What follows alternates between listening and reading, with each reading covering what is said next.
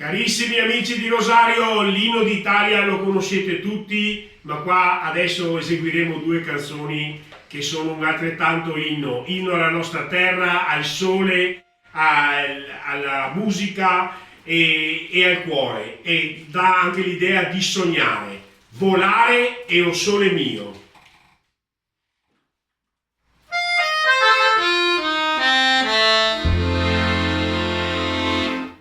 Penso che un sogno così non ritorni mai più.